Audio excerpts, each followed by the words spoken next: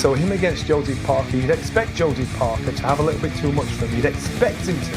But he's also gone behind in certain areas of his technique, which was proven in his last fight against, was it Hooney? Justice Hooney. Justice Hooney, right? Because he was exposed. He was. For his boxing skills. That's a cracker fight, but obviously I'm backing Parker.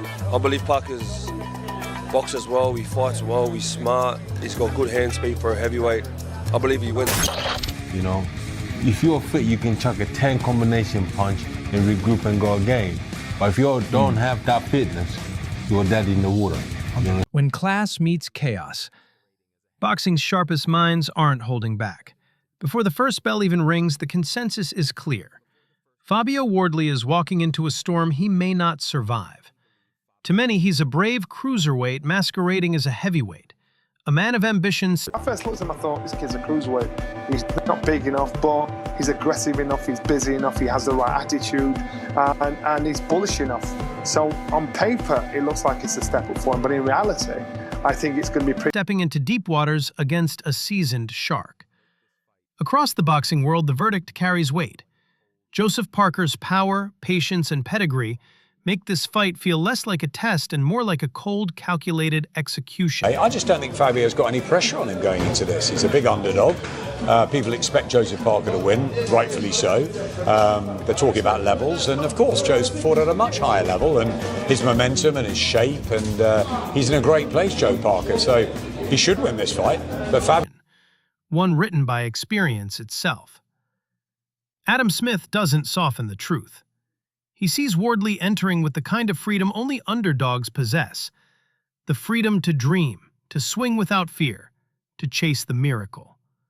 You know what I know. He's become a bit of a predator. And he waits and he pushes and he pushes and then he waits and then he springs and sets his trap. And then... But Smith reminds everyone this isn't neutral ground. This is Parker's territory, and experience kills fairy tales. Parker has survived wars that would have broken lesser men. Fabio is only now stepping. It's always risky, isn't it? And every fight Joe's had for the last 3 or 4 fights have been make or break fights. So it's not onto the battlefield. And when class meets chaos, it's usually the dreamer who falls first. Duke McKenzie paints the scene vividly. He sees Parker as an evolved predator, one who hunts with... It's a really good fight. You talk about styles gelling. It's a fight where the styles will gel. You know, Joe's on a great roll. I think he's won his last 3 now. Former world champion himself. Change of trainers. He's got a good trainer. He's got great rapport with Andy Lee. Patience, not pressure. Every move, every feint, every pause is a setup for destruction. Parker doesn't chase chaos anymore. He crafts it. He dictates rhythm, pulls opponents into traps, and when the jaws close, there's no escape. Against that calm brutality, Fabio's... He can punch very hard, you know, you only have to ask my face. He can really bang, and he's gritty, he's tough and he's gritty, you know, that's definitely his... Raw aggression becomes his undoing. Wild energy means nothing when faced with surgical precision. Andy Lee, the man behind this reinvented version of Joseph Parker, knows the transformation better than anyone. It's a good fight for Joe, I believe anyway. I believe it's a good fight for Joe. It's dangerous because they're heavyweights, anything goes. But I feel like Joe's too experienced, too smart, too sharp. And yeah, he'll be... He's seen Parker stripped of hesitation, hardened by nights of uncertainty, sharpened by battles with the elite. Joseph doesn't fear the moment, Lee says. He becomes the moment. For Parker, high-stakes fights aren't pressure, they're routine. Another day in the office. Fabio may call it a mountain to climb. Parker calls it Monday. Frank Warren adds another layer to the truth few want to admit. He highlights the rhythm, timing, and chemistry between Parker and Lee. With a jab, he's defensive, he's a masterclass in it. He does everything really, really well, exceptionally well. But he's also tough, never been down, never been put over, never really looked like he'd been hurt. Partnership built on trust and vision. The calm aggression, the balance between fluidity and force, the quiet confidence. It's all there. A rejuvenated Parker moves like a man in perfect sync with himself. And when a fighter reaches that level, the opponent isn't fighting to win. He's fighting to survive. Warren sees it clearly. Fabio won't have time to adapt. He'll only have time to endure. Clark, who knows heavyweight power firsthand, gives Wardley his due. He's felt the kind of... It is a good fight. Parker Wardley, I'm actually looking forward to it. I think Parker does it with the experience and the skills and that. I think he overcomes, but I think it's too big of a Wardley punches hard. Wardley punches hard enough to make it a fight and then drag him into something and make it like... strength Fabio carries. Punches thrown with conviction to end fights. Clark knows question Wardley's toughness or heart. Those are unquestionable. But grit alone doesn't conquer the elite. Against someone like Parker, raw power becomes predictable. And predictable power is a target. Clark believes Wardley's strength might shake walls, but Parker's composure breaks spirits. When precision meets patience, brute force runs out of ideas. Others echo the sentiment with brutal honesty. This fight favors Parker in every department, from ring IQ to experience. So getting down to that weight is a big, big issue. And that can determine how this fight falls. Or Chris could say, I can't do the weight, man. I'll pay £100,000 fine for each pound I'm on. Composure to conditioning, the scales tip heavily toward the former world champion. Wardley may bring danger, but Parker brings control. And in heavyweight boxing, control is the deadliest weapon of all. Against that level of command, even the puncher's chance begins to fade. Carl Froch, a man who's fought through wars of his own, understands what Parker represents. He speaks with the authority of experience. To Froch, Parker's combination punching, airtight defense, and unflappable composure define him as a competitor. He looks happy, he looks fit, he looks sharp, he looks fast, and the truth is we're going to get the very best complete heavyweight. Parker isn't flashy. He's efficient, ruthless, and precise. Froch reminds us that mental toughness is what separates champions from contenders. Fabio can swing in hope, but Parker doesn't deal in hope. He deals in habits forged by years at the top. Froch's words carry the weight of truth. Parker has never truly looked shaken. Wardley isn't just fighting another opponent. He's fighting near perfection. Then comes Tony Bellew, ever the realist, blending respect with warning. He admires Wardley's power, but knows experience can't be faked. Bellew points out that Parker punishes every mistake twice. His rhythm is steady, his pace suffocating. And by the time his opponents realize what's happening, it's already too late. Bellew doesn't deny the risk. Daniel Dubois aside is the most informed heavyweight in the world.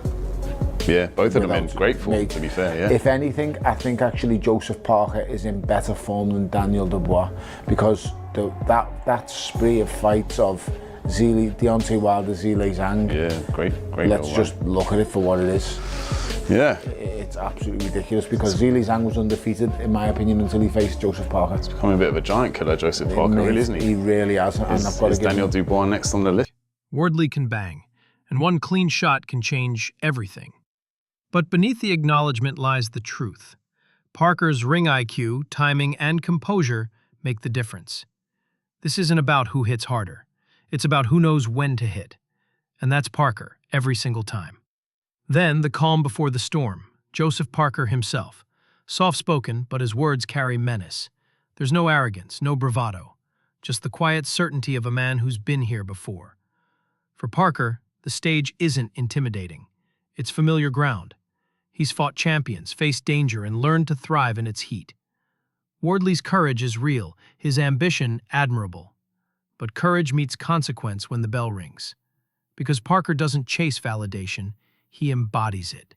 He doesn't just fight for victory. Got wonderful skills, and under Andy Lee, he's really rejuvenated, and I think he's one of the best heavyweights in the world, period now, former world champion, of course. I think he's better than he once was, so that's a problem for Wardley, but Wardley brings that power in, and remember, Joe Joyce knocked Joe Parker out.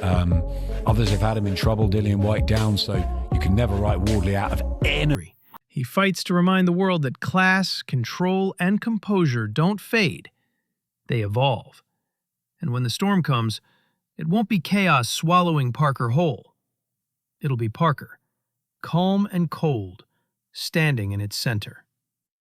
becoming the storm. The calm before the storm. Every single time it ends the same way. Then comes the calm before the storm. Joseph Parker himself. The man speaks softly, but his words carry menace. There's no arrogance, no forced bravado, just cold confidence. He doesn't promise chaos. He predicts precision. The difference between talk and threat is delivery. And Parker's delivery... Getting down to that weight is a big, big issue. And that can determine how this fight falls. Or Chris could say, I can't do the weight, man. Is terrifyingly casual. This isn't hype. It's history speaking. He's fought monsters, outlasted warriors, and outclassed punchers. Now he's hunting a name, still learning what true pressure feels like. Every punch Parker throws has purpose. Every pause is calculation. Fabio Wardley's energy is his weapon, but Parker's patience turns that weapon against him. So when Parker says, I can knock him out, it isn't a boast, it's a warning. Quiet, direct, final. Eddie Hearn, ever the sharp-eyed promoter, seals the narrative. This is the best version of Joseph Parker we've ever seen, he declares. The movement, the timing, the sharpness, it all screams danger. A happy... And building all the way through my career to get myself to this point, and I'm right on the edge of it. Don't get me wrong, Joseph Parker is one hell of a competitor in front of me, but I'm right on the edge of putting my hands on the world title. So, yeah, I'm not letting anything... Fighter, Hearn reminds us, is a confident fighter, and confidence in a heavyweight like Parker is lethal. That calm before the storm, it's not stillness, it's the looseness before destruction. Fabio Wardley might walk in with fire and ambition, but he's facing a man who's found perfect balance between violence and control. When Parker is in that state, there's only one outcome. Someone gets dismantled, and it won't be him. Then, Tony Bellew steps in, his voice echoing with conviction. I've been building toward this moment my whole career, he says. I'm right on the edge of it. Don't get me wrong, Joseph Parker is one hell of a competitor, but I'm right there, ready to put my hands on the world title. His words ripple through the heavyweight landscape. Bellew doesn't hand out compliments lightly, and when he calls Joseph Parker the most in-form heavyweight in the world, it hits like a verdict. He's given me motivation to train every day because he's here as well. So a training partner is a vital thing for me. Without a training partner, things become difficult. You know how hard I like to train? So to come in here and train on my own like that, I can, and I do. But it's easier if Joe's here, you know? Yeah. So, yeah, friendship and the brotherhood and the training partner is probably the most important things anyone can ever have. And I feel like I can trust Joe with anything. Parker's resurgence has been nothing short of dominant. Victories over Zhilei Zhang, a man capable of bullying most heavyweights, and Deontay Wilder, the sport's most feared knockout artist, speak volumes. But his comeback isn't just about talent. It's about execution, timing, and mental fortitude. Each victory has sharpened him, refined him into a precise weapon of destruction. Parker isn't waiting for opportunities anymore. He creates them. Wardley may enter this fight full of hunger and belief, but he's walking into a hurricane. Parker isn't here to participate. He's here to conquer. Adam Smith revisits that transformation, dissecting it like an artist admiring his masterpiece. Under Andy Lee, Parker's evolution hasn't been accidental. It's been engineered. He's been rebuilt from the ground up, not just physically, but mentally and emotionally. He's tasted defeat, been rocked, and faced the same kind of danger Wardley now brings. And that's what makes him terrifying. Smith sums it up perfectly. Wardley will fancy it. But Parker is a veteran.